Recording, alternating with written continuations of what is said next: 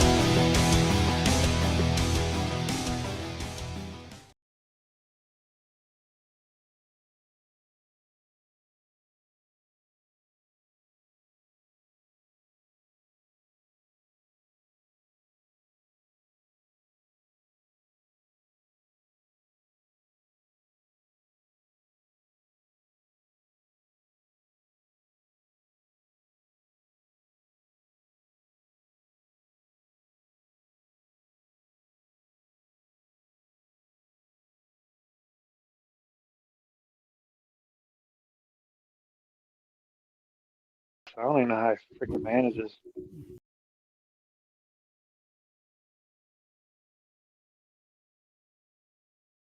All right.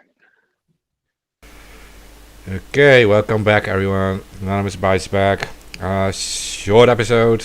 I'm thinking about 90 minutes if I'm correct, Max.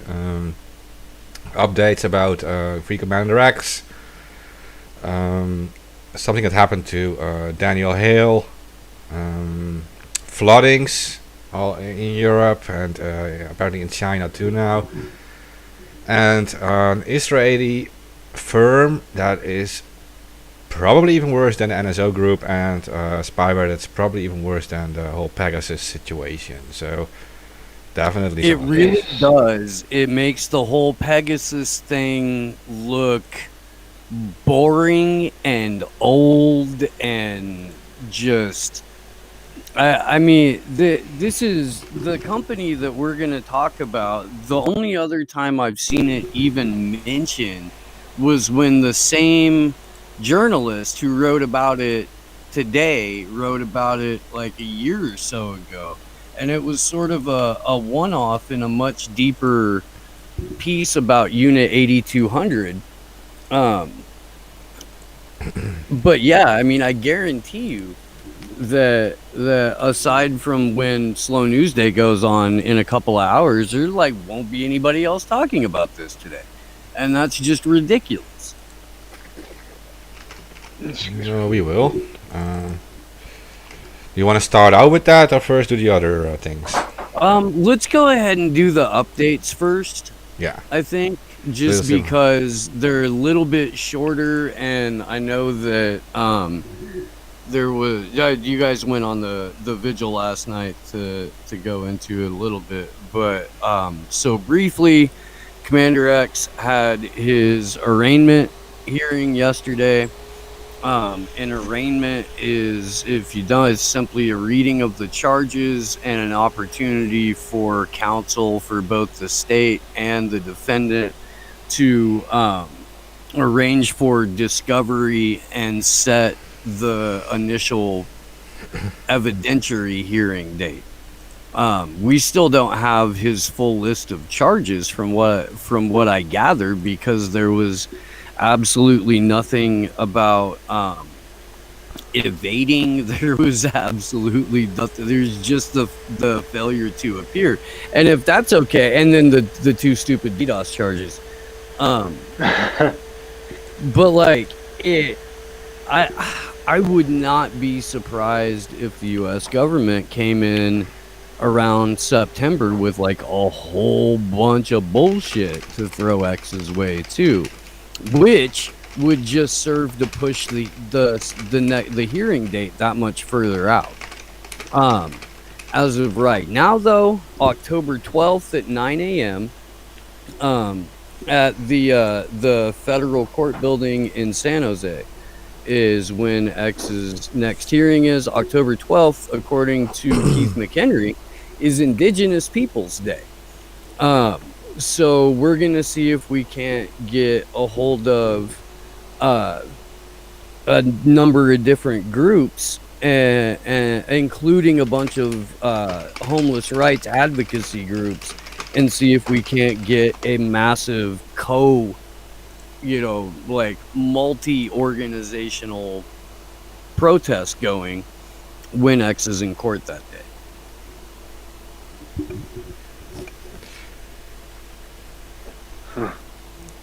Yeah. Yeah, so I was kind of disappointed with it. Only lasting 7 minutes. I was expecting a lot of stuff. Yeah, and what I also thought was interesting is that they are actually considering moving the whole thing to Florida. That was kind of strange to me. I'm not sure if that is actually, if I got that right though. But they said something. I didn't hear anything about a change of venue. Yeah. So they're going to do him like Assange and keep him shuffling around so nobody can But keep yeah, up with they him. could potentially do that. They could have him in California for the DDoS charge in Santa Cruz. Then they could move him to Florida, potentially. But it's also a federal case. If it's a federal case, then it's not, like, I mean, I guess Florida would have the legal authority to charge him at the state level too, but that just seems absolutely ridiculous for an elderly gentleman in not the best health. That's overkill because they can charge him for county, state, federal, and they're still trying to charge him for each state he crossed to get to Mexico from Canada. So that's a whole new game too. Because once you do it, break a law here in the States, if you go across the line, they're going to charge you in that state as well. Yeah.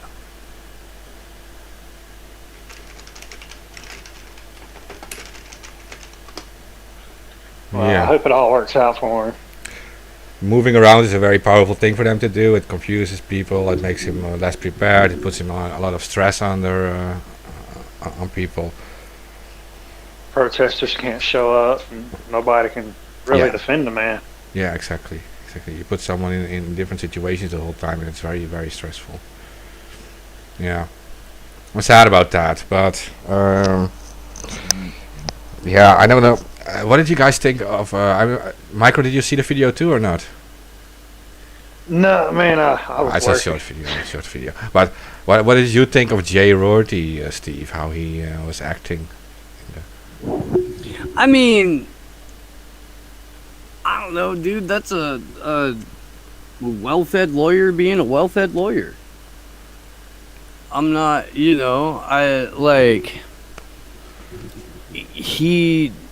I was kind of surprised to hear that he had zero discovery for the case, that they haven't given him a goddamn scrap of paper on it. Anything he's had to find out through his own digging and not because the court said anything. It was nice of him to go ahead and leave the suit jacket on, even though he was clearly in the middle of his living room. Yeah. So, Yeah, I don't. Go ahead. Go ahead, bro. Yeah, I know. Like, I was just going to ask. Say it, bro. Say it. Go ahead.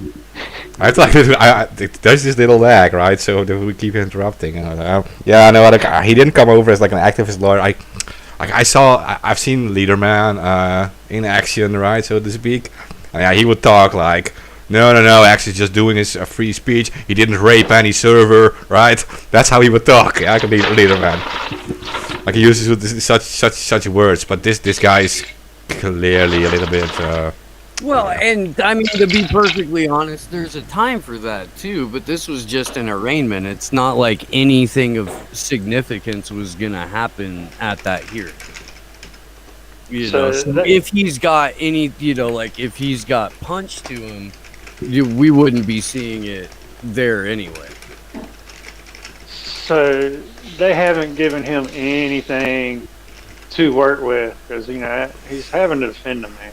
in court, before you go to court, they have to give you 30 days to prepare. They have to give you evidence beforehand. But afterwards, after conviction, guilty or not guilty, he can do another file for a motion of discovery and turn around and appeal the case after he files that motion of discovery. But he can't get the motion of discovery until after the case.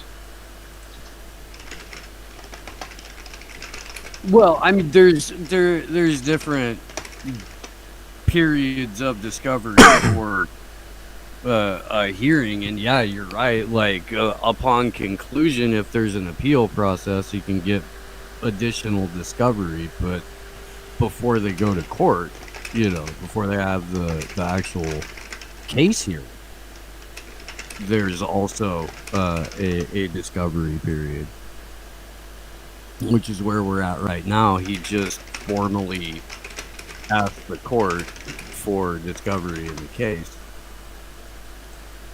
And that's what they have to do. Now, the prosecution is not under, like, any obligation to be forthcoming or helpful or fucking... Oh, yeah, it'll be a surprise the whole way. Yeah, they get to drag heels. They get to fucking leave out vital pieces of information. And it's only, on the off chance that the defense team will discover it, that it ever becomes known. Like, that's how fucking corrupt it just rigged the U.S. criminal justice system is. Oh, yeah. Guilty until proven innocent. Every time. I mean, they look at it like this. You went to jail, you're guilty. If you didn't go to jail, you're not guilty. I know from experience. So. I can't think of anyone who hasn't been to jail for a marijuana charge or too many speeding infractions. Bro, they'll put you away for like 5 years for driving on a suspended license, even if the reason that you had a suspended license is because you were trying to pay off your fucking tickets and couldn't meet their usury. Oh, and they got it so messed up where I live at. It's impossible to get your license without somebody holding your hand, because you got to have the insurance, the license, and the vehicle. But you can't get the license without the insurance. You can't get the insurance without the license. I mean, they totally set people up for failure, like the little speed traps that goes from 55 to 35 in like less than an eighth of a mile. They know what they're doing.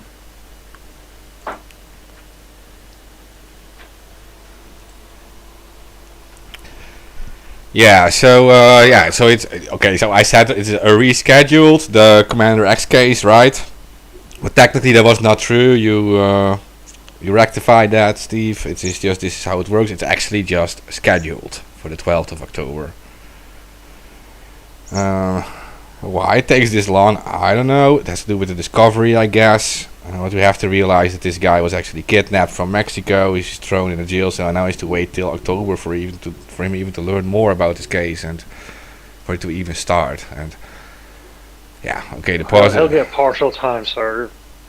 Yeah, more time. The longer he sits in there until his court date, they'll have to knock time off of it. So the positive thing is we have some time to prepare some protests, I guess. Yeah. And I do think that protests should also happen in the UK, specifically, because it has to do with an extradition situation. It's a kidnapping actually. And makes me think about the Assange case when he was dragged out of the embassy. Because, so right now we have this whole court case situation with Assange, right? And there's this whole debate, will he be extradited or not? But we have to, we can't forget that he was already kidnapped from the country of Ecuador. Right. Yeah. So right now it is actually the UK refusing, or might not extradite him to the USA, but Ecuador already allowed him to be kidnapped from it, which is another. They took away his citizenship. The Moreno government revoked his citizenship, like in the middle of the night, with zero due process, with zero notification. So that when the British police went in, they weren't violating any international laws. And at that point, they were carrying out, like, essentially an eviction. Like, that's how fucking twisted this shit is. But they said he was sucking up all their money because they were having feeding, washing, lights. I mean, I'm sure it didn't cost that much. Because the others were taking food. Man. It's not like they were responsible for his meals. That's true. It was just an excuse to get him out.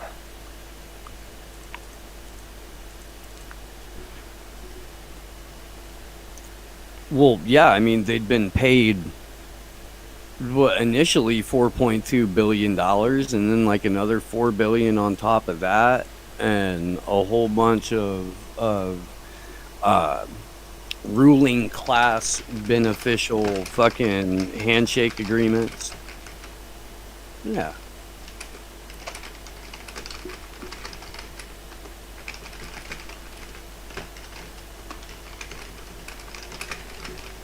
Wasn't the country Ecuador threatened with embargoes and tariffs, kind of like what's going on with Cuba right now?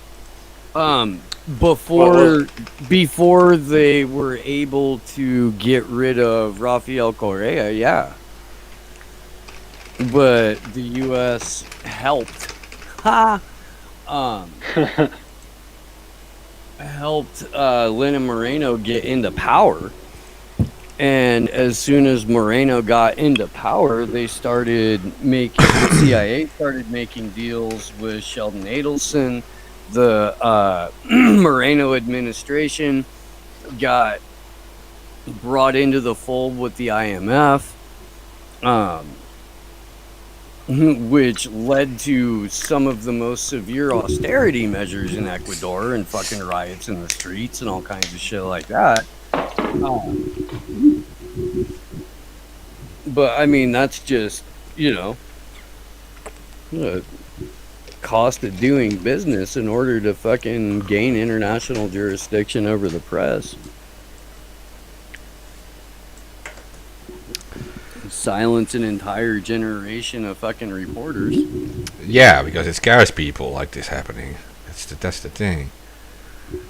Yeah, everybody's watching. Yeah, and at the same time, like, okay, so journalists get arrested, thrown into jail. At the same time, we're dealing with the whole spyware situation. Everyone is being watched. People with like dissident opinions get censored from social media. They get smeared.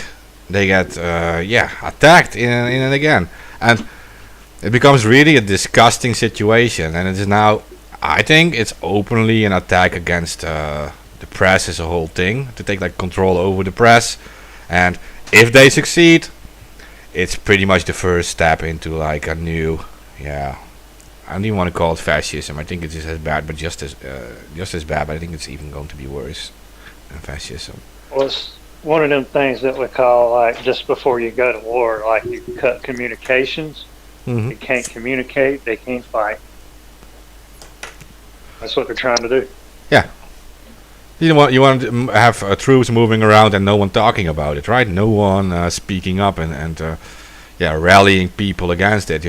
We can no longer rally for protest. We can no longer provide an independent media voice against it. We need to. And it gets ugly. Yeah, it is getting ugly. It'll get ugly as soon as they cut communication, because you're not going to know who's getting shot or even shooting, who's getting beat up, who's getting whatever. Total blackout. But you said something about the spyware programs. You talking about like Prism, Pegasus? I'm sure there's another P in there somewhere. I haven't read on Pegasus yet, but that was used so I can tell you everything about Pegasus, but Steve just dropped a message to me with an article written by Whitney Webb, top researchers. He's really good. about another company called Toka. That's kind of like being pushed to the back, and that people aren't really talking about it. Well, because everyone is focused on Pegasus, which is actually old news. And I said that last night too on the Assange vigil. Like, Pegasus is actually, well, we knew about it in 2018. There were articles about it. In 2016, Apple was releasing patches against Pegasus software. And before 2014, Pegasus is already being mentioned in emails released on WikiLeaks. You can go to the WikiLeaks website, type in Pegasus, you find email conversations about it, and about the NSO group too. That is the company that created Pegasus software.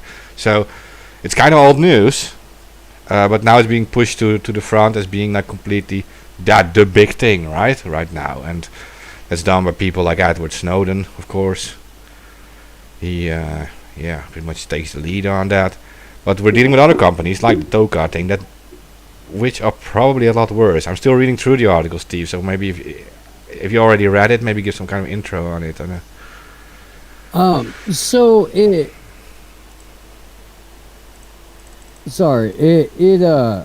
pulling the article. I'm just gonna put the article up on screen, and we can kind of all go through it.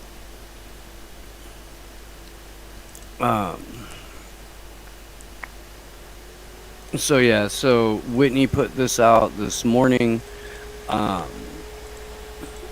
And the abuse of Pegasus software in this very way has been known for several years, though these latest revelations appear to have gained such traction in the mainstream owing to the high number of civilians who have reportedly been surveilled through its use. The continuation of the now years-long scandal surrounding the abuse of Pegasus has also brought considerable controversy and notoriety to the Israeli company that developed it, the NSO Group.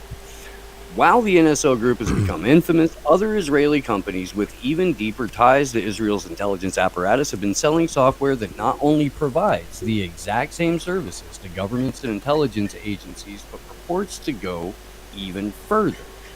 So here's where the lovely, every scumbag on the planet is a part of this. Originally founded by former Israeli Prime Minister and Jeffrey Epstein associate Ehud Barak, one of these companies' wares are being used by countries around the world, including in developing countries, with the direct facilitation of global financial institutions like Inter-American Development Bank and the World Bank. In addition, the software is only made available to governments that are, quote, trusted by Israel's government, which works closely with the company. So the company is Toka, which is a recent, the new emerging player, I guess, on the global stage. Launched in 2018 with the explicit purpose of selling a tailored ecosystem of cyber capabilities and software products for governmental, law enforcement, and security agencies. According to a profile of the company published in Forbes shortly after it launched, Toka advertised itself as a one-stop hacking shop for governments that require extra capability to fight terrorists and other threats to national security in the digital domain. This is okay here. This is from Toka's own website, showing that by 2030 they're going to have 6 billion Internet of Things devices in the United States alone. Neat. If you guys want to jump in with anything, go for it. But I'm going to read this paragraph here real quick. Toka's direct collaboration with Israel's government is also made clear through its claim that it sells its products and offers its services only to trusted governments, law enforcement agencies, and intelligence agencies. Toka's Rosen, one of the CEOs, has stated that Russia, China, and other enemy countries would never be customers of the company. In other words, only countries aligned with Israeli policy goals, particularly in occupied Palestine, are permitted to be customers and gain access to its trove of powerful hacking tools. It's consistent with Israeli government efforts to leverage Israel's high-tech sector as a means of countering the BDS movement. Okay. This is... go ahead. Yeah, okay, so I want to jump in with this one thing, and that's why it makes it much more dangerous than Pegasus, is that Pegasus, of course, only focuses on smartphones. But this tool is built to get into any device that is connected to the internet. At least their goal. Their goal is to connect to every single device connected to the internet. You just say. And So- this is called what again? Toka, Toka. Yeah. So, And Obviously, a stoner made it. yeah. Toka. Funny. I don't know if it means the same thing in Hebrew, Micro, Oh, but maybe.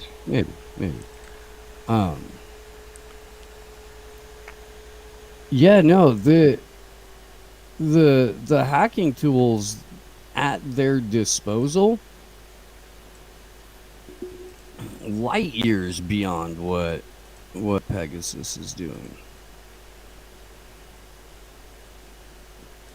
Whitney is so incredibly thoroughly sourced.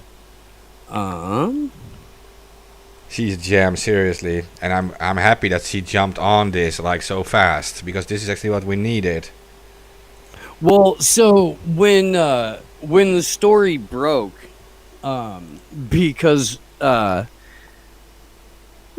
life is weird, and I am now friends with Whitney, and I got a hold of her like pretty much immediately, and I'm like, hey, you know that dude who always like emerges from complete silence for months to like point to an obvious national security threat? That happened again. What's going on? And she's like, oh shit, yeah, hang on. And then like 2 days later is like, oh, here's an article. Okay, good.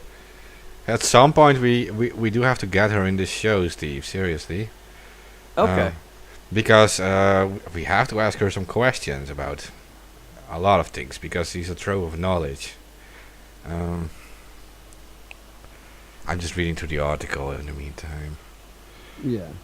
But this okay. So, Yeah, so no, I'm not trying to like hog Whitney or anything.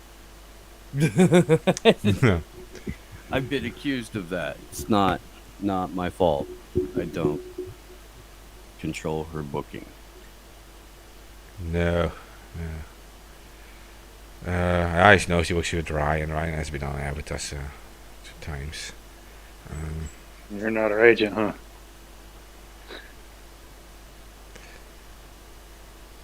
It is only a suggestion. Yeah, so it's apparently that Barack, right? That has had close relationships with Epstein, and he visited the island too, like overnights and stuff. And apparently he stepped away from Toka like last year, and they say it's probably because of his links with the Epstein stuff.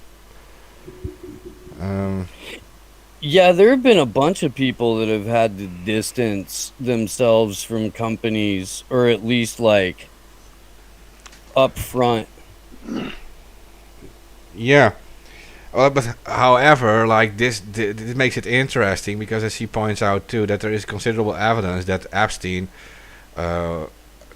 could have been an intelligence asset of the Israeli military intelligence, and that he used blackmail on powerful individuals for the benefit of Israel's national security state, as well as for personal gain.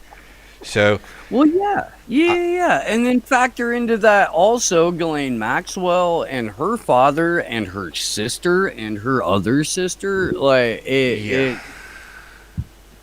they gave Robert Maxwell a state funeral in Israel. yeah, so that instantly the click makes that this is the kind of tool that can be used for that blackmail stuff, right? A tool. Mm-hmm. Like, I mean, it can get into any device, and so you're planning to blackmail like high-level individuals. They obviously know, most of them know how security works. They have security experts defending them, etc.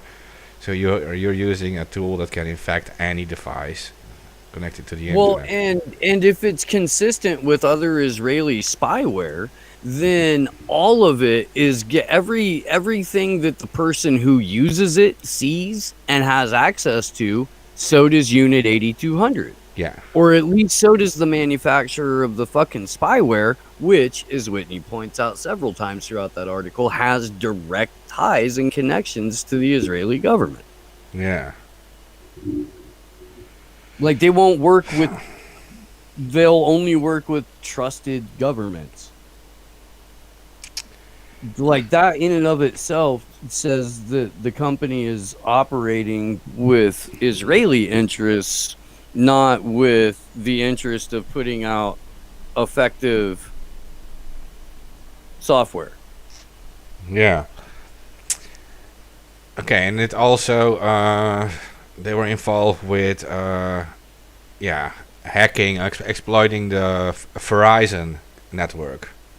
So they've been actively attacking the Verizon network, which is a huge network in the USA, right? I mean, it's Yeah.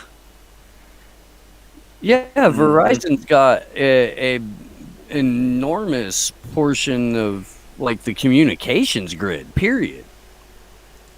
This is fucked up. They have the Prism system installed with them anyways. If you guys remember, Snowden said, "Hey, no, Verizon is part of Prism, the Five Eyes." So Yeah. no, don't trust them. what interesting. The U.S. government was not the only target of this operation, however, as the bugged Promise software was placed on the networks of several intelligence agencies around the world, as well as powerful corporations and several large banks. Israeli. Oh, dude, they got fucking everybody with Promise software. That shit was huge. Yeah. And the Israeli intelligence gained access to all of their systems until the compromised nature of the software was made public. However, Israel's government was not held accountable by the US government or the international community for its far-reaching espionage program. Fuck no, dude, because they had the goods. Yeah. What are they gonna do? Be like, go out there, they're gonna jail their blackmailers? Their blackmailers can fucking take down governments. Yeah, because you have dirt on everyone. Fucking Dirt on every single politician running the USA. That's détente, folks. That's what. Daytime. You guys realize what kind of load of shit we're in right now, right? This is all. Like we are reading this, we are so deep in shit right now. Make someone want to grab a girl or 10 and just go off to the woods for the rest of your life. Yeah. So we literally have this. So we now know that like the Epstein organization, etc., and Israeli intelligence literally had access, and were like actively blackmailing the United States, and they had access to providers like Verizon. Yeah, we're in a load of shit right now. Yeah. Put your hip waders on. It's getting deep. Yeah, this is like this article. Like it is this nightmare material. I can tell you that. It might be one of the most crucial releases I've seen in a long time. I'm surprised not more people are talking about it. Is this the only article right now, Steve? I mean, are there like others? Is there no one talking about this whole Toka thing? No, no one's talking about it. It's almost always like literally just me and Whitney for about 2 weeks, and then other people will catch wind of it after like we've screamed about it enough. Yeah, I have to. Except for pre-crime. With pre-crime, it was just me and Whitney for like a year and a half until the arrest started happening. And then people were like, oh, there's a pre-crime thing? That's weird.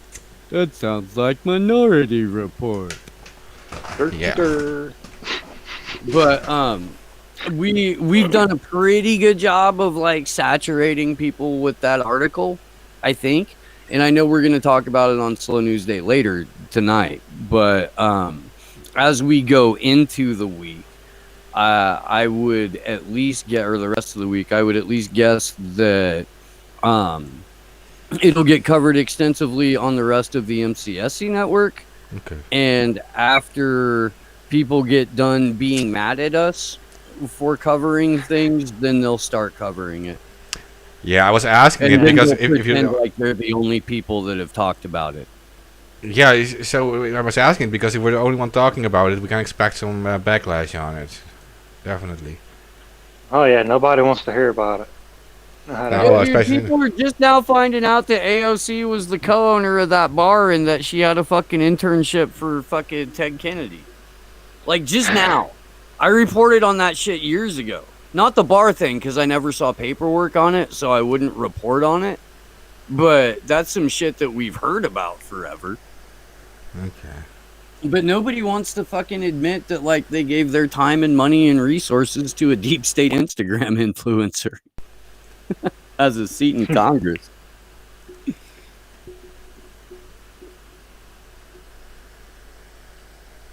That shit's crazy, though. Sandy done played a lot of people. She's got She them. took She's a got them. lot of poor people's money. She had people living in their cars because they fucking... Dude, between Bernie Sanders and AOC, they're straight up responsible for, like, probably the half as many evictions as coronavirus. Dude. And I don't mean, I'm not laughing at you if you gave those people your money. I'm not. That's like, to be able to scam on that level, it's kind of admirable. It is. Like, in a nefarious, just based on the sheer audacity of it, that's impressive. Mm. You just steal fucking $64 million, people hard-earned money. It's called To taxes, run as a right? Democrat. To run as a Democrat. People are like, oh, if we just vote harder in a rigged system, it'll work out. What the fuck? Voting only helps on a state level. Man, we can't even get it to work on a local level. Well, listen, they're throwing it in our face now. This is so bad. Like the Pegasus thing, like this Toka thing, and there's all these other things. They're throwing it in our face. Like they're literally saying, yeah, well, this Epstein connected organization just has control over the complete United States, doing blackmail operations, and is probably infiltrating everything connected to the Promise and like all the intelligence agencies. That is the complete NATO. Just saying. That's at least the complete NATO army establishment. Like, they're going to say that these people, Barack and Epstein, had complete control over the NATO intelligence systems.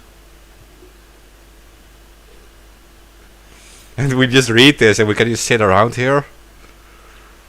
You know that the complete NATO intelligence systems is also the Five Eyes, is all our social media and everything. Yeah. It's everything. Mm-hmm. There's no way out in that sense. This stuff should be bigger news than anything right now. And this literally, it is going to be just slow news day. Whitney Webb and ABB talking about it. Are you kidding me? I mean, so look, no, because we have the Union of the Unwanted.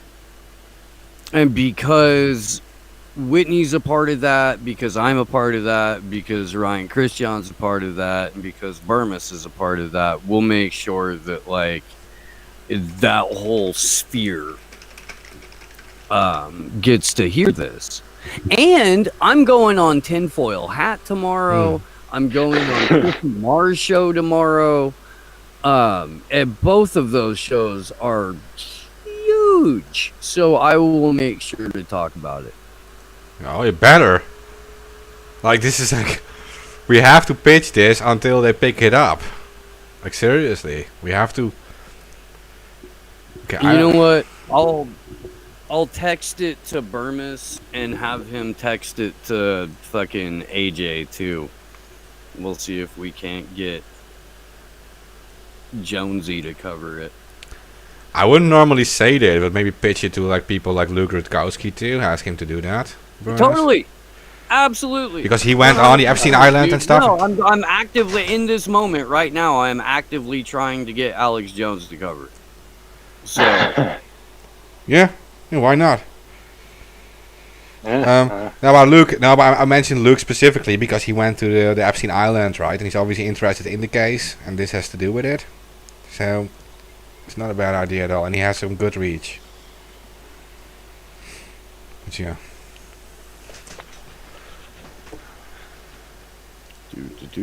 Crypto Jew. Burmis told me that some of his like silliest haters have called him a crypto Jew. Oh. So that's what he's in my phone as now. Oh yeah, but that is something some Nazis use to say like this or the hidden Jewish establishment, and they hide as other people. Yeah. Part of our panel is also Jewish, so we've dealt with that too. I don't know.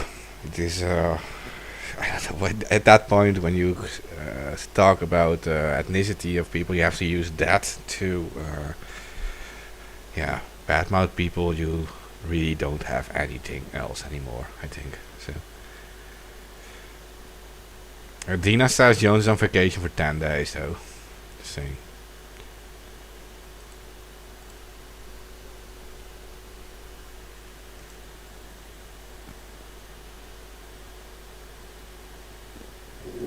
Let's see what we got. Flooding. How far y'all want to carry that? Yeah, you can. China flooding, Belgium flooding, Germany flooding, Netherlands flooding. Yeah, so we have floods in our levels. Yeah, so we have floods in our country, in an area that actually connects to Belgium. It's at the border, right? It's like a border that connects 3 countries, like Netherlands, Belgium, and Germany. And that area was completely flooded. People lost their homes. We have the flooding going on right now. Yeah, it's caused many deaths already, but the biggest issue is people being, they lose their homes and they lose everything, right? We have hospitals. And animals. Yeah, it's really sad. And the weird thing is that, when I read about it, and then the first thing I read was, we are giving them free French fries. So you just lost your home and you can pick up free French fries, and so it gave some name of some restaurant where you can pick them up, right? He's literally promoting himself during this crisis. Like, it is. How you do it? Turn 'em into business. Yeah, so it happened because, even though this is like the highest area in our country, so you would expect no flooding, some rivers flooded. For some reason, the water couldn't get away, and the rivers flooded, they overflowed, and everything went underwater. It kept going. Well, you guys are kind of sitting on bridges and all that anyway, aren't you? Yeah, well, most of the country is actually below sea level, right? So if it would reach those areas, it pretty much fills up, and there's not much you can do about it, except for try to pump it away, the water. But this was actually in the high areas of Limburg and Brabant, and there are areas which are not below sea level. But in Germany it's also hitting hard. And like you say, the animals died, and in Germany at least 100 dead. I think there's a lot more already. They are estimating the damage here in our country at least 400 million, which is half a billion, which I think is on the low end. But I think that's just in the city of Valkenburg, which is one city. It's like I call this like the 3-point city. That literally there's like in that city there's literally a spot where you can go, and you have to you make one step and you're in Germany, you make one step and you're in Belgium, and you have one step and you're in Netherlands, right? So it's literally that's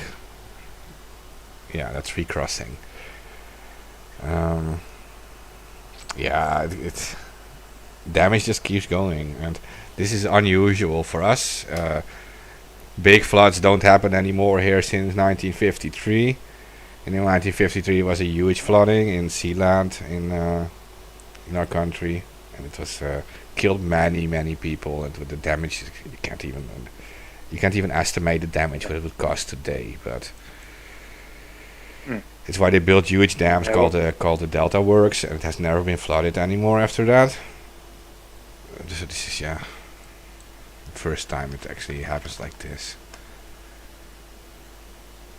Well, you guys aren't used to it like we are. We get hurricanes and floods at the same time, but it's rare to hear something like that in Europe anywhere. Yeah.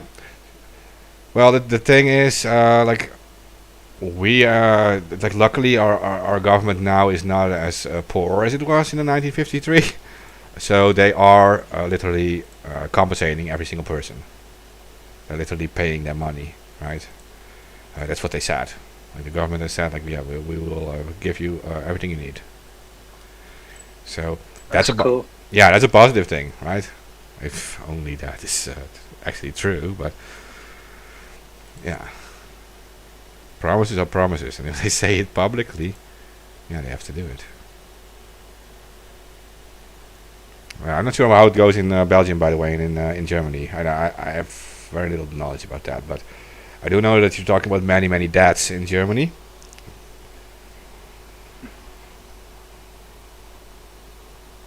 Let me see. Yeah, that's unheard of for them too, man. Yeah.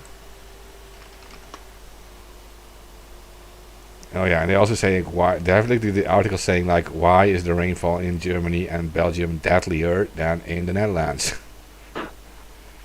They're trying to have like reasons why there is like more deaths in there. You don't know how to work with it. It's unexpected, you know. That's one of the tragic things about it. That's something you can't prepare for. You can, but if it never happens for you for 100 years, you know, everybody's like, "Oh, it's not going to happen." All of a sudden, it happens. Yeah, I just okay. So I can give up some reasons for things. I mean, Germany is much larger, and it has a less dense infrastructure, and the infrastructure in Belgium is way worse than in the Netherlands. The roads are very bad. I don't want to like rap Netherlands because we have other issues, but infrastructure here is very good, so, and they're very fast moving. So yeah, probably that's a lot of really old homes in those countries too that are taking a beating. Yeah, it is. Some of them are at least, well, I say some are at least 150 years old. I mean, landmarks. I was reading about an old church there in Netherlands. It was started together with wood.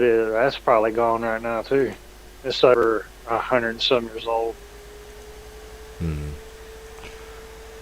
I forget where it's at. It's no nails or anything. It's one of the oldest churches there in the Netherlands. Oh, it must be really old. Interesting read. Yeah, I'll have to send you the article on that. There are churches 1,000 years old here. You're seeing.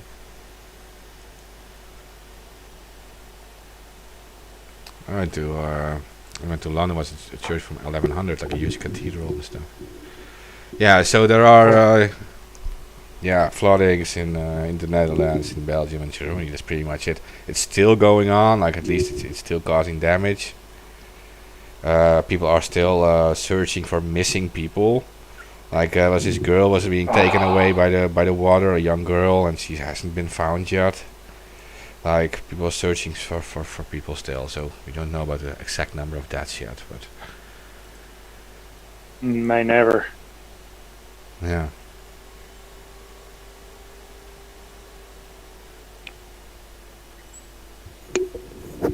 So there's floods in Europe and in China, and it was flooding in the American East Coast a couple of weeks ago or a week or so ago, and in central Canada it's on fire, and it was record temperatures in British Columbia a couple of weeks ago. It hit over 120 degrees Fahrenheit in Vancouver, British Columbia. Yeah. Southern Oregon is burning currently. They're talking California. about well, the very, very northern border of California. It's spilled in a little bit. Nowhere near as bad as last year yet, but it's early. It's not even August. We didn't get our bad fire until midway through August last year. It's fire season year round now, so yeah, Yeah. it really is. I had a buddy, his property burnt down in the dead of winter in a rainstorm. In the rain. Of faulty wiring and a heat lamp in a rabbit hutch. I was talking to a friend of mine. She lives out towards Washington State, and she went out to where the drought is. She said the drought's so bad that the ground is quite literally cracking open. Facts. And, yeah. And then you guys are dealing with food shortages big time. She's over there like, I'm stocking. I'm like, you out of food? She said, not yet. Oh, it's insane. It's insane, and this is global. Inflation. Out of the UK, the UK Sun, just today, shops will start to run out of food in 48 hours if the pandemic doesn't get figured out. UK food supply chains on the edge of failure. Global wheat supplies short as drought and flood ravage crops. I mean, these are just headlines from around the world right now. The mega drought is just one factor driving up the price of your bread. And coffee. The North Coast Journal, Fox Business. Inflation will cause grocery prices to rise even higher by October. There's going to be a lot of angry people. Reasons why supermarket shelves at Welsh stores are empty right now. And then everybody else is screaming for vax sports. The fuck is a pingdemic, lubers? A pingdemic? Yeah. Pingdemic. That's what they're calling it in the UK. I don't know what that. Things a server test, right? Yeah, it sounds like it. What's a pingdemic? I'm trying to figure this out, man. I'm trying to figure it out. Meaning of the phrase and why NHS COVID app has forced so many to self-isolate. High numbers of people being pinged has led to concerns over staff shortages. No, it's not that. Well, the phrase is a play on words made up of the terms pandemic and ping. It refers to being notified by the NHS COVID-19 app on your phone. Okay.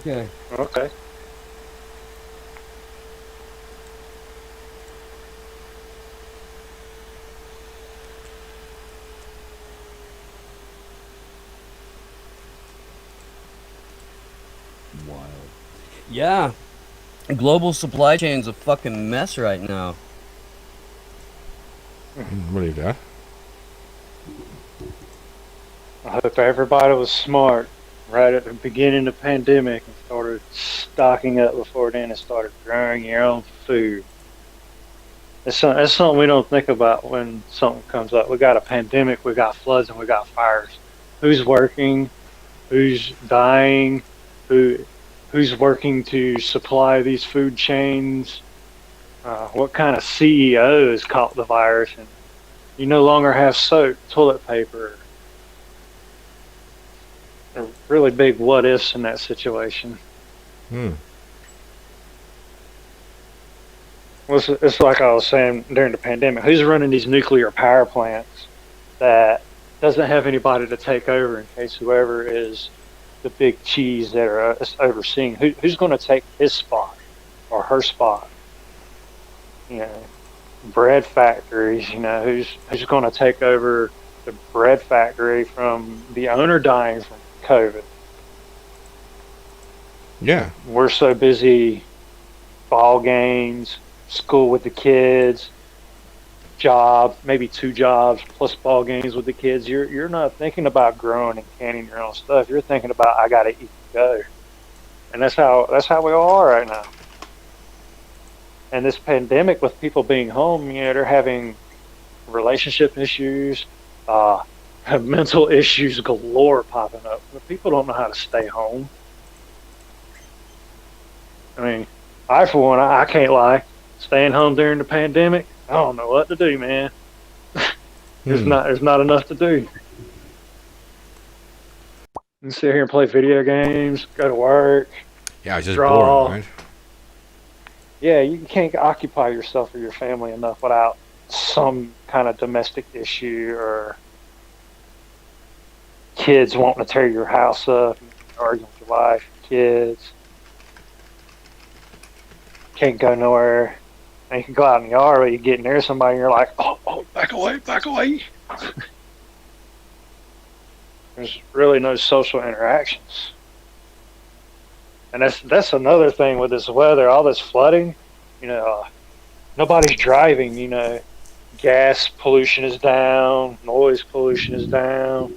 So the weather's trying to repair itself from all this damage we've done from fossil fuels being burnt.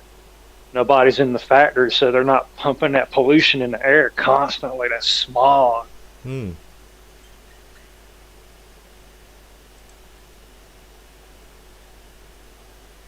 You can go over to climateviewer.org. You can see what's good, what isn't. What country's good for asthma, how's breathing quality. It'll show you. It's climateviewer.org. Shows you wildfires, tornadoes, hurricanes, active volcanoes, inactive volcanoes. It's a really useful tool for those of y'all who need to keep up with your weather.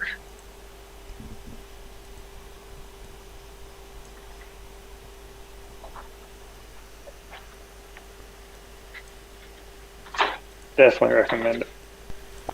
Hey, so we covered the floods, and we covered the Toka spyware. We have to cover that other thing too, the Daniel Hale situation. Yeah. So Daniel Hale, for those who may not know, was the whistleblower who disclosed what the drone program is and what the drone program does. So Hale pled guilty on March 31st of this year to one count of violating the Espionage Act. Hale gave documents to an Intercept reporter. This particular Intercept reporter was co-founder Jeremy Scahill.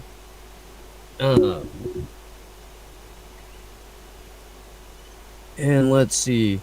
Prosecutors refused to dismiss 4 additional charges, but declined to request a trial on those charges. They left open the possibility of going to trial if they're unsatisfied with the harshness of the sentence issued by the court. And now they twist Hale's guilty plea in their argument for severe punishment in order to render it insignificantly. This is a quote from the prosecution. Hale apparently does not accept that the documents he provided to the reporter had the potential to cause such serious or exceptionally grave damage to national security.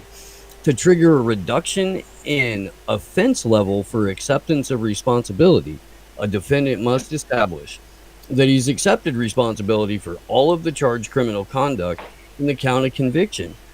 They indicate they would accept a sentence of 7 years, 3 months if Hale admitted his whistleblowing risked serious or grave damage to national security.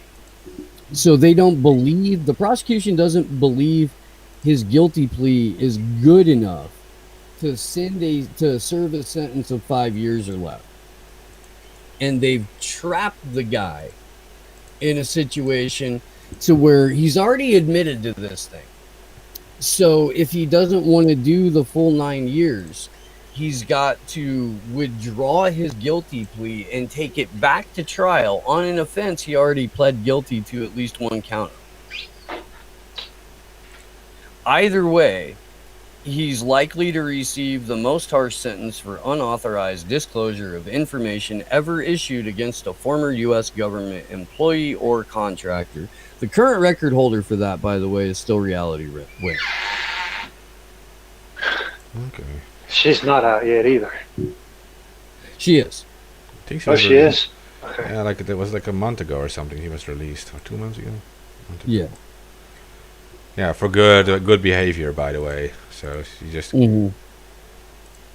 yeah got her sentence short, I guess. That's good. Glad she's out. Fuck that place. Yeah. No way to live. I mean, really. Yeah, in her case, they also kept moving her around between like different prisons, if I'm correct. Back then.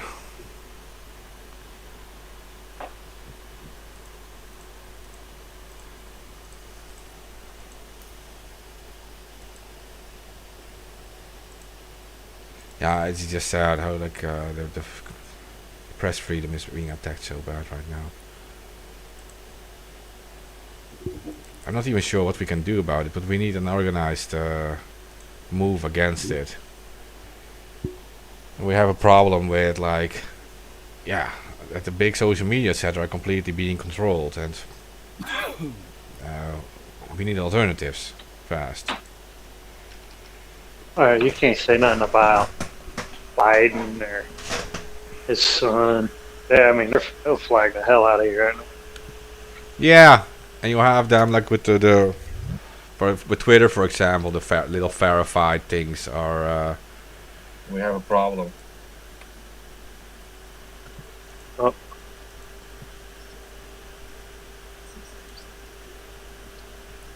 What's up, Ted?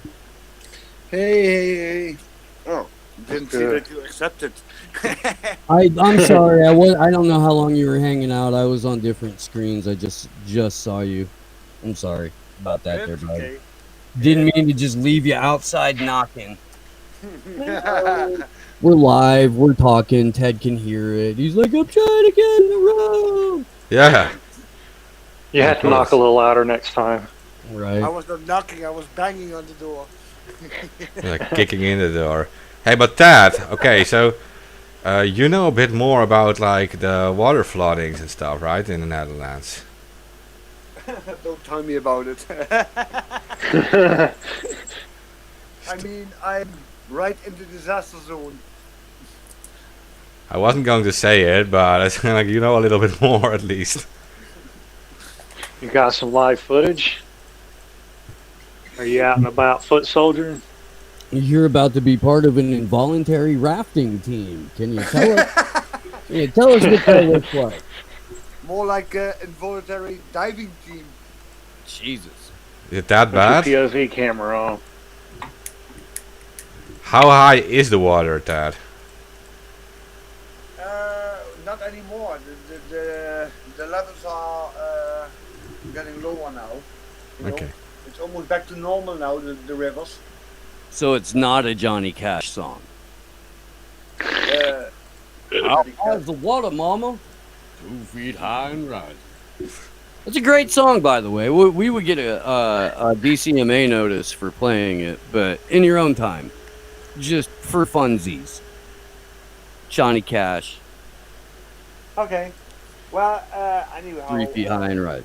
The water levels were crazy high here, you know. Even in the village where my parents live, which is basically a hole. Actually, it's What'd you call me? No. No, that's an a-hole, not a hole. But no, Bird. it's actually one of the towns that is lying deeper than the rest, you know, so that all the water is going in that direction. And yeah, the streets were like rivers. It's crazy. Really crazy. So you guys don't have like levees and ways to direct those floods at all? Well, I mean, they most of the tried. streets should be designed for it. They tried, but they made like this bigger bumps in the roads that stops the water and it goes into like a basin, Gotcha. But the thing is, the basin can only handle X amount of water before it overfloods, right? And the heavy rainfall that we had in the last week was just too much. Was too much water coming at once down the hills, and even the basins couldn't handle that much amount of water. Hey Ted, cynical girl in the Rockfin chat saying you're hard to hear, and I first suggested leaning closer to the screen, but I don't know if that's gonna fix it, and I don't know if there's a way Lubers to turn Ted up other than saying, Ted, you need to be a little bit more boisterous, buddy. You have such a lovely voice, and one of our favorite laughs.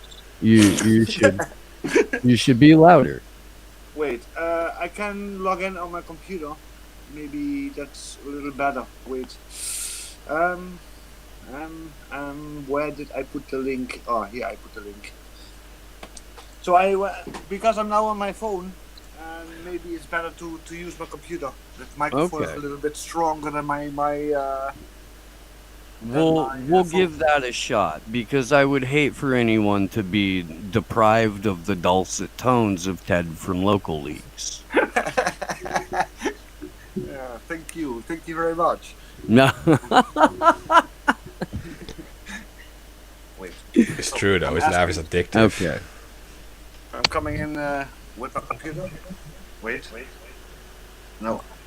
Mute myself. Okay.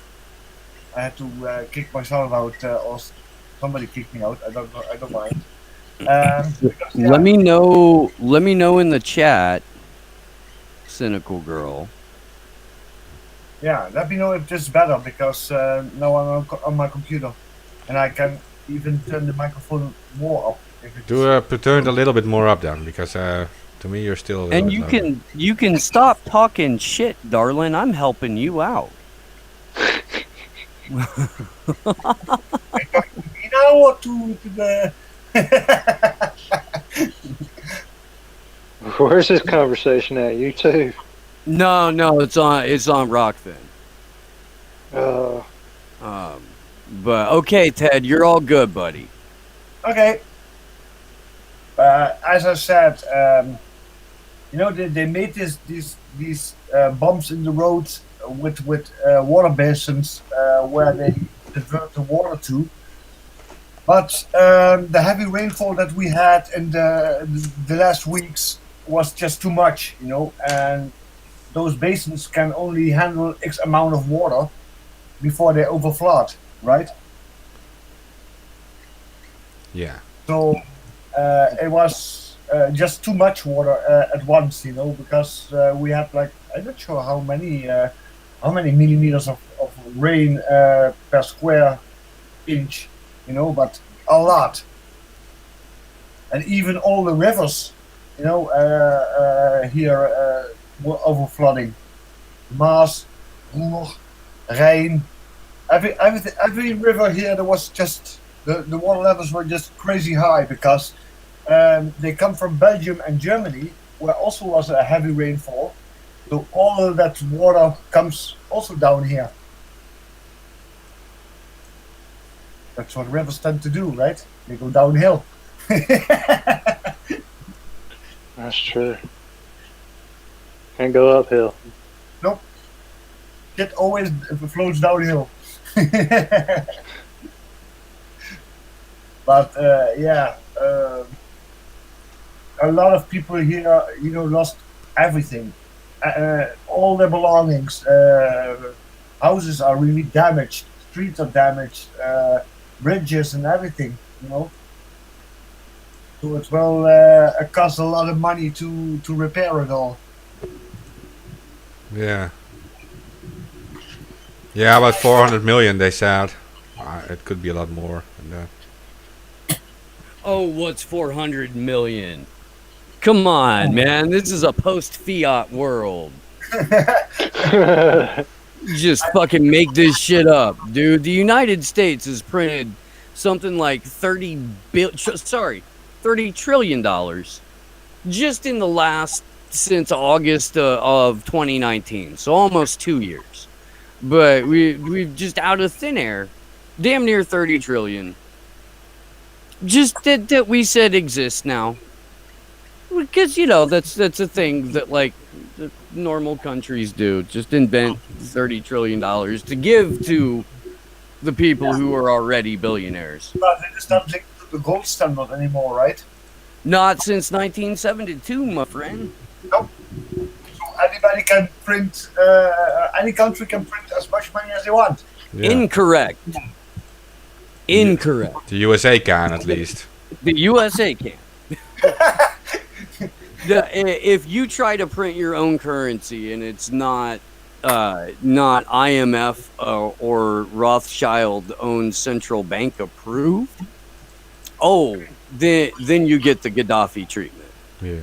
Oh, yeah. Yeah, they don't like that sovereign citizen stuff. No, it doesn't matter where you try to say you're a sovereign citizen either. You can try it in North Carolina or North Korea. They're like, fuck you. Not on our watch. But doesn't printing more money means the inflation goes crazy? Well, sorta. I mean, it's the same as Germany after World War One, right? Yeah, I do have to explain these macroeconomics, but you know that USA has like the highest national debt, and they borrowed money from people, right?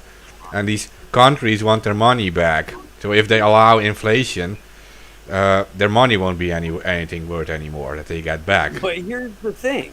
Because the U.S. is the sole issuer of its currency, and because the debt essentially is all the money that's ever been generated in the U.S. because we have imaginary money now. Yeah. When we issue cash, what that is us like putting money back into our what our debt is. Like the MMT people, oh fuck, what's her name? She was gonna be Bernie Sanders' is economic policy. Stephanie Kelton, that's it. Stephanie Kelton, Paulina Cherneva, the number of these people that like have a decent way of explaining how money works in the US in the fiat currency era. It's a little convoluted for me to explain because I haven't been up on the language for a few years. But I mean, essentially, because we're the sole issuer of our currency, A, we can't go broke. B, inflation is just something we inflict on poor people from time to time. And C, if we wanted to, we could erase our quote-unquote debt with China or any other nation with the stroke of a pen and a couple of keystrokes into a computer. Because what China actually has is treasury bills or treasury bonds. Oh yeah, they tend to buy those from many countries, right? Yeah. Yeah, but most countries don't have like totally made up money, and we do. Yeah. So yeah, it is was kind of like China were fooled into getting these bonds. Essentially. Yeah.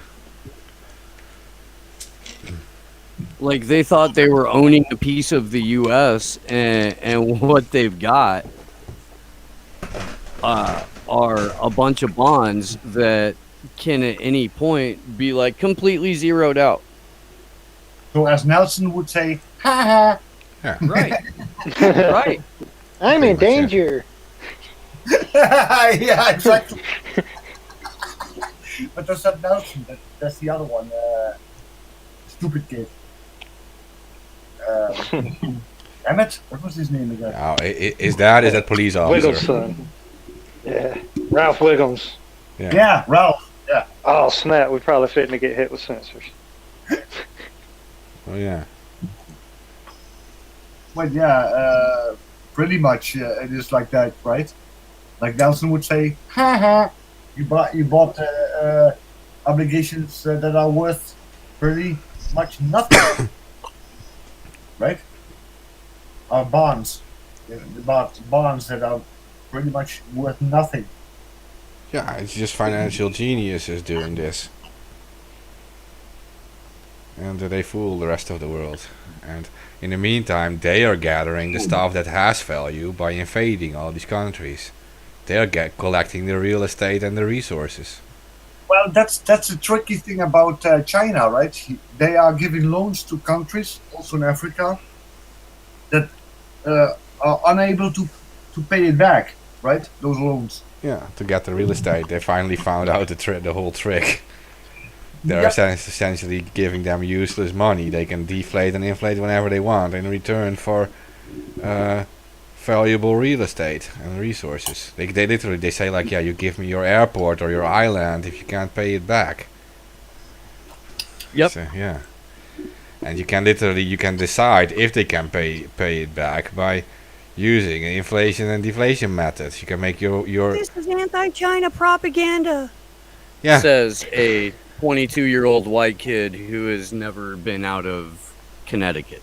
Yeah, I mean that's the thing. Like, you can make your Chinese currency more valuable, and then these African countries, their exchange rates will be fucked up, and their interest goes up sky high.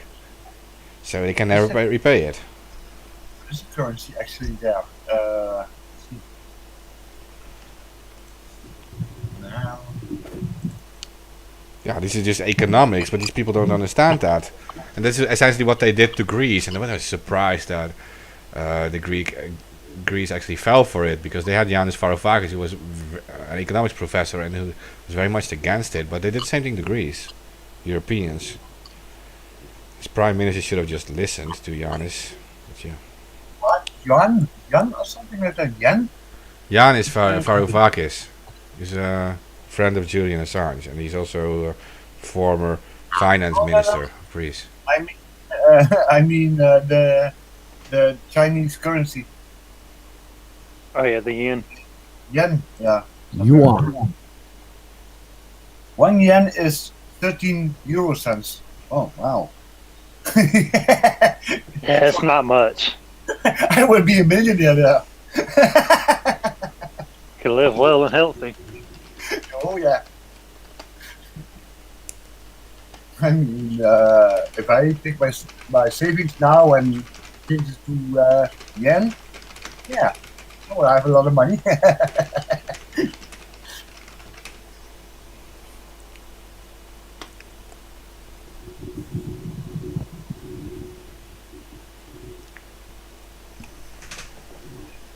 Hey, who's responsible for the dead air this time?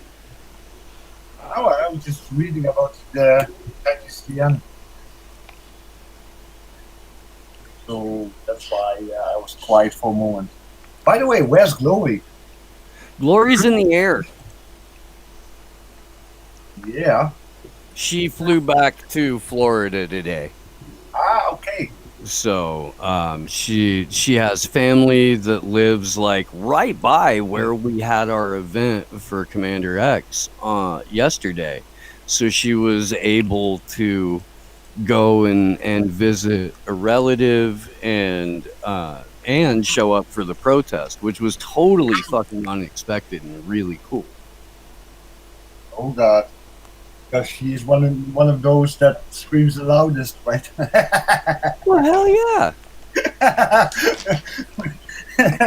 Yeah, yeah. It's actually too bad that we live this far away, me and Mark, right? I mean, it's not like we're gonna hop on the plane and we are there in an hour or something, right? God, dude. Not like I drive across the street.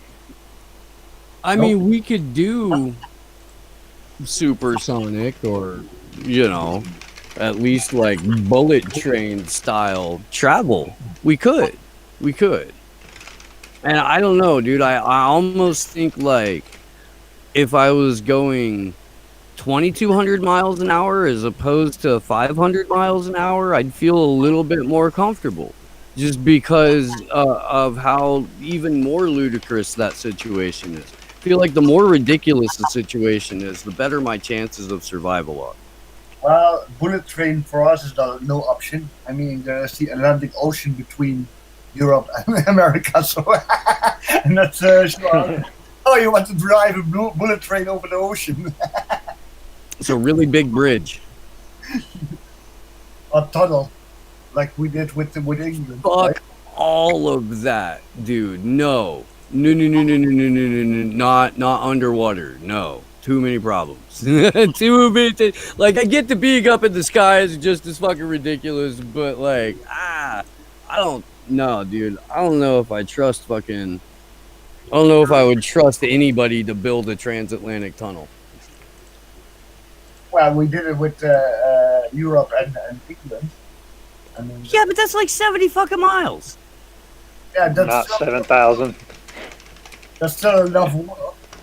You know, if it starts to leak, there's still enough water. But yeah, I've been through it a few times, and it's actually a crazy idea that you go underwater with the train, right? For real. it's just the idea is weird, and just the idea that they are able to make it. Yeah, no, that's creepy as fuck, dude. That's creepy as fuck, and I'm not going in it. Like, I'm not going anyway because you have to have a Vaxport to travel. But, so like, my international travel is done unless I fucking unless somebody starts up an airline that's like, hey, we specifically cater to people who did not want to take part in a rushed experiment with fucking gene therapy. Exactly. I'm also in the same situation. I didn't get vaccinated because I refused. So international travel is for me also no option. How long before we're considered biological weapons and arrested as such? Good point. I don't know. I mean, they say it's voluntary, but yeah, they limit you quite much, right? They're trying to push you to take the vaccine so you can do everything, Yeah, bullshit. I mean, people are vaccinated and they are still limited. So that was a bust, right? Yeah. And I'm not taking any shit up my arm. Sorry that I have to say that, but Yo, dude, I can't believe I have to have a conversation with my fucking adult friends that's like, hey, I thought we knew better at this point in our goddamn 40s than to put dangerous drugs that we don't know anything about into our fucking veins, or into our body. Like, I thought that we were past this now. I thought that you at least researched what was going into you before you took the fucking drug. No? Just ayahuasca? Really? and it's still, as I remind people, an experimental vaccine. And I'm not a guinea pig. No, I mean, we're still under emergency use authorization in the States, and we haven't been in a state of emergency in months and months and months and months. Well, here the bullshit is starting again, uh, the news is saying that the numbers are rising, But weirdly enough, they are saying the numbers are rising, but the hospitals, nothing is going on, So that's also bullshit.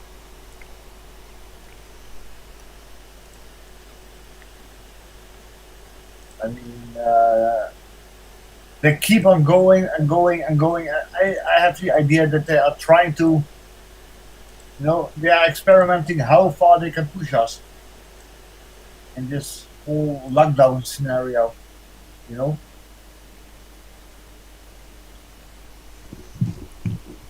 So I've got video. This is apparently, or as breaking as we're going to get in the U.S. So let me go ahead and pull this up. This happened earlier today.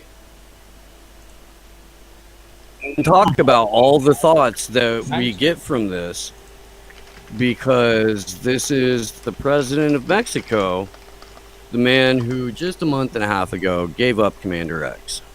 Por eso es importante He's la talking about investigación Pegasus here. que se hizo a nivel mundial, y también por eso fue importante lo de Wikileaks en su momento, que Assange debe de ser liberado porque está injustamente en la cárcel, Well, I agree with that. tratado con saña por dar a conocer algo parecido, que yo creo que hasta de más alcance, porque nadie debe ser espiado. Por eso, And there you have it. Yep. I pretty much agree with what he said. It is bullshit that they are still keeping him in prison. Because, to be honest, the whole Assange case is crumbling under their feet, right? Yeah. Even witnesses, key witnesses, admitting that they were lying, right? So the whole Assange case is crumbling under their feet, and they have no legs to stand on.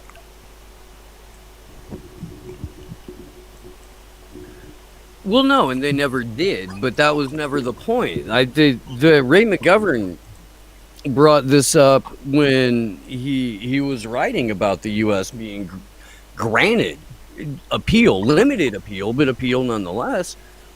And he said that the Stratfor email, where it's moving from country to country for the next 25 years, that kind of thing, McGovern said moving from court to court is just as effective. So they've had him off the table entirely for over 2 years. Mm-hmm. He's now heading into the first appeal case. The U.S. can file meritless appeal after meritless appeal until they run out of legal sticking points to appeal. This process can go on indefinitely. Well, basically, after all the witnesses admitting that they're lying, etc., be honest, the American government is just making a fool of themselves.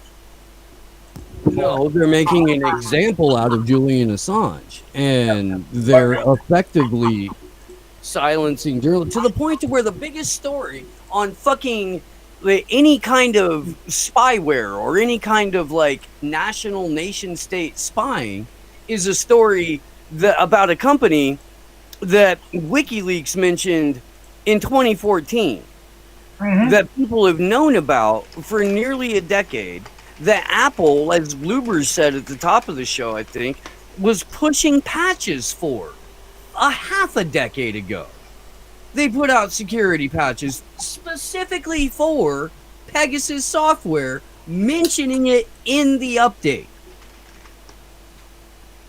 And this is the story that everybody's fucking talking about right now. The one that we covered earlier in the episode today.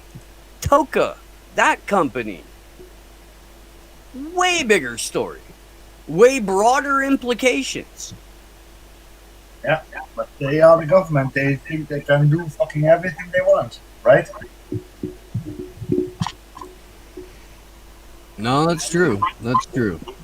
And if you expose them for it, well, you know what happens. You get in prison with all kinds of bullshit allegations.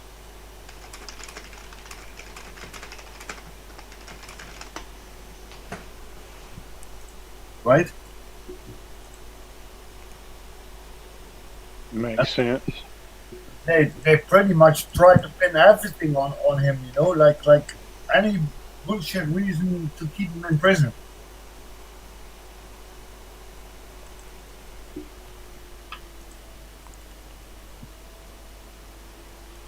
So yeah, I have a feeling this will be a never-ending story with Assange. Unfortunately, but it will be a never-ending story, right? Of course. They want to keep him locked up for as long as possible to scare other journalists. Of course. That, and of course, so he can't do any more damage. Yeah. Damage, right? Yeah. Because you know, if he gets out, he's gonna pick up where he left. Yeah. And they're just trying to prevent that. And of course, what you said, scare other journalists, but I'm not sure if that's working. I mean, it doesn't scare me.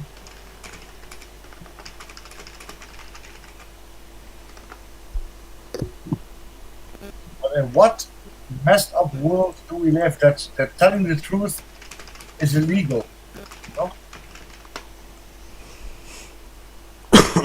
Yeah.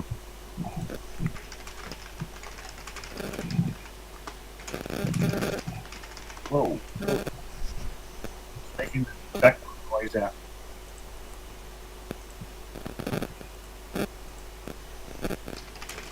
Hear that crunching noise. Something. It might be me. I had a new headset. Ah, okay.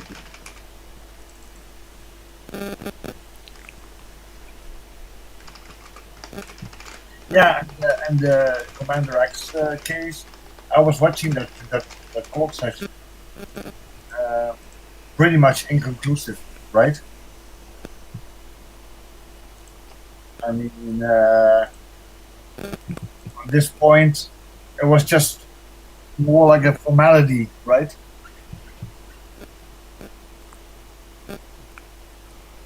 I mean, nothing really is said about this case.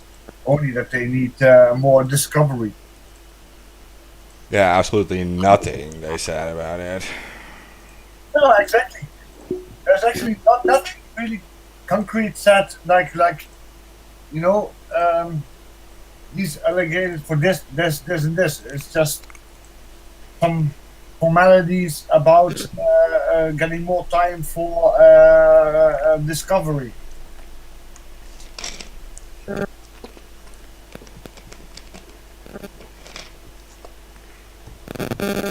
Throwing this whole legal lingo at us, right?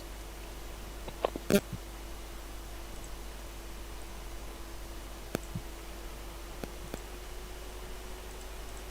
mean, I'm not a lawyer. I'm not familiar with American laws at all.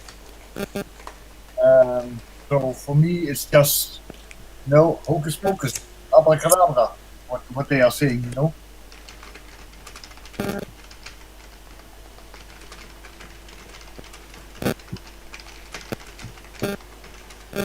Typing.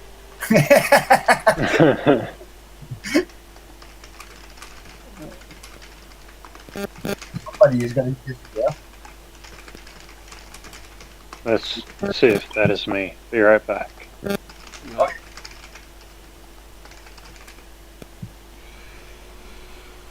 But yeah, so pretty much Commander X is still, what was it? The what? October? Was it the 12th?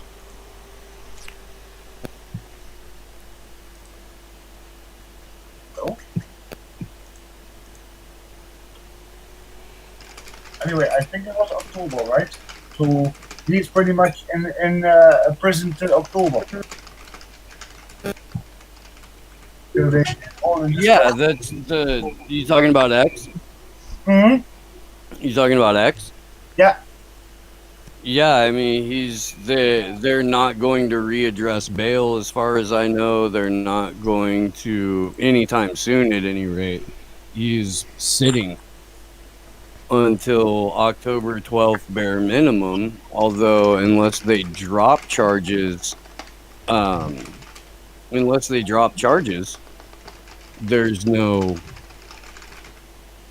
there's really no telling because it's not going to be dismissed that day unless something monumental happens between now and then. Yeah, dude, like the U.S. court system is just garbage. Yes, you're right. Like I said, it was pretty much inconclusive what they were saying because they didn't even talk much about the case, right? It's just some legal lingo and doing more discovery, and that was it. I was like, yeah, that's disappointing. You know, no real conclusion to this whole thing, right?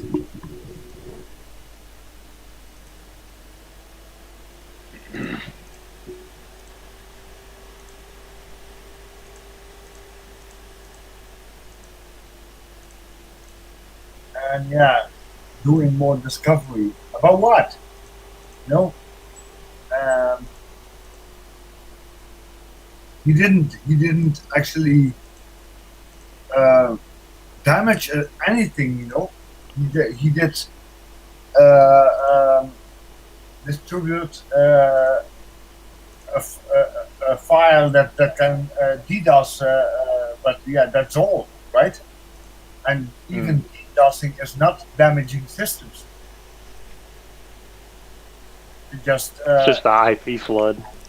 exactly. It's just temporarily putting the site offline, right? Because of the heavy traffic. But you don't damage the server at all, right?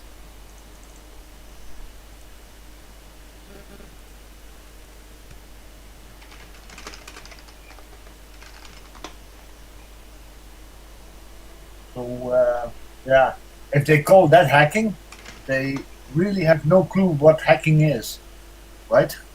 Yeah, that stuff can take weeks, months, a year. I mean, Well, I don't know the way it is now. You can crack a webcam in like 20 minutes. Depends on what you're trying to get at. no, but I mean, those of the government, right? They call DDoSing hacking, and I was like, they have no clue what hacking is because DDoSing, to be honest, is not hacking.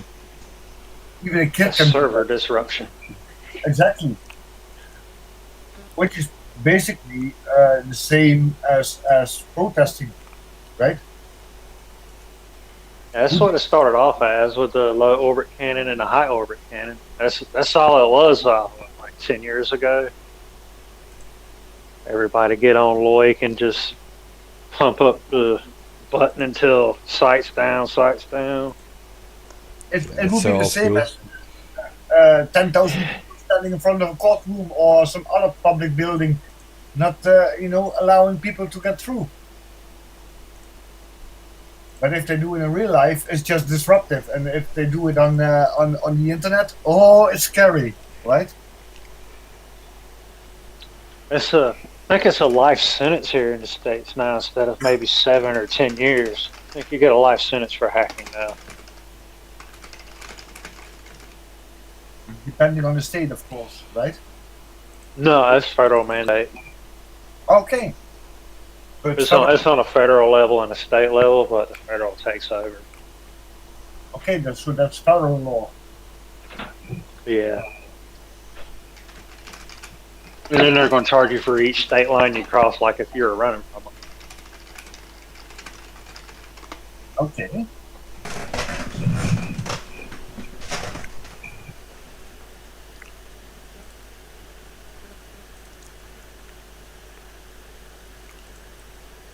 Life sentences for DDoS for LulzSec. Article said in the chat.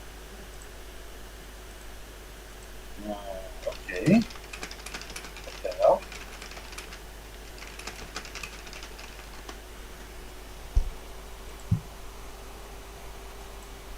I mean, yeah, the downfall of LulzSec, there was just the freaking snitch Sabu, right? Yeah. Shamu. Yeah. Fucking snitch. But you Well, know what? he knew he was going to get arrested. He could have dumped everything, but didn't. But they threatened his kids. They threatened him. You do this, you do that. That's what they do. Yeah, he went from activism to a government tool. He runs Vice now, I think it is.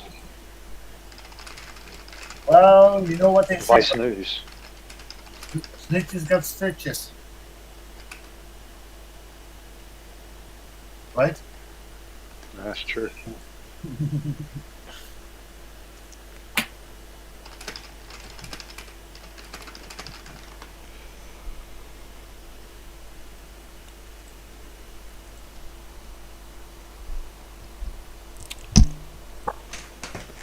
Hey, so what else do we need to cover? I'm not sure what you were already talking about because I came in a little bit late.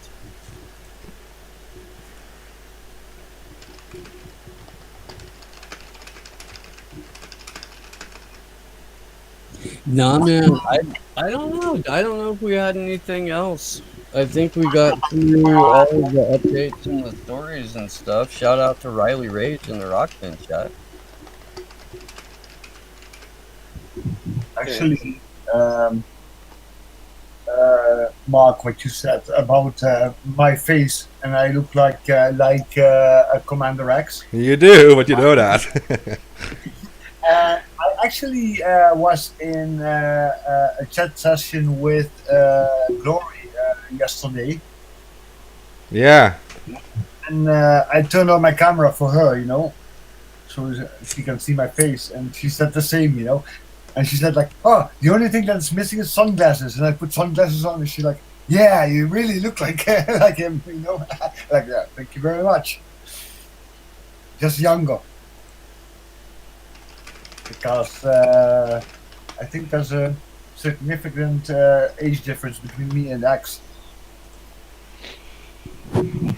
Yeah, I don't know. You kind of look like him. Yeah, I can't help it. But it's also weird because you became really close friends with him too. Yeah, it's coincidence. It's like you find each other.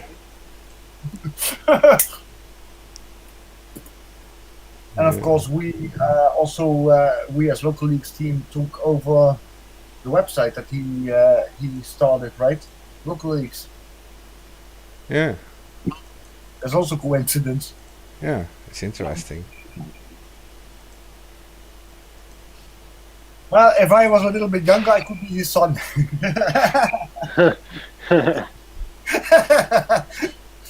Maybe he could be. What if he started early? Mitchell, how old is X? He's like 56 or something. Well, I'm 44, then he has to start really early. Okay. So that's not possible.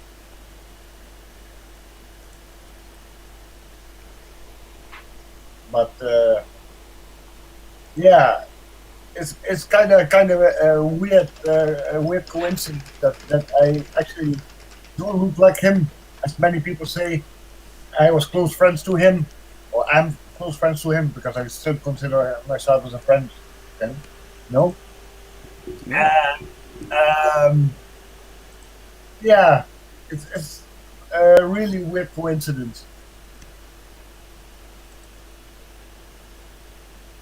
And I did learn a lot from him, just by talking with him on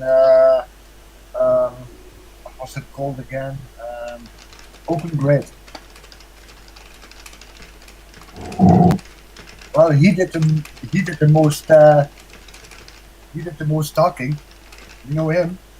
When he starts talking, it's hard to right?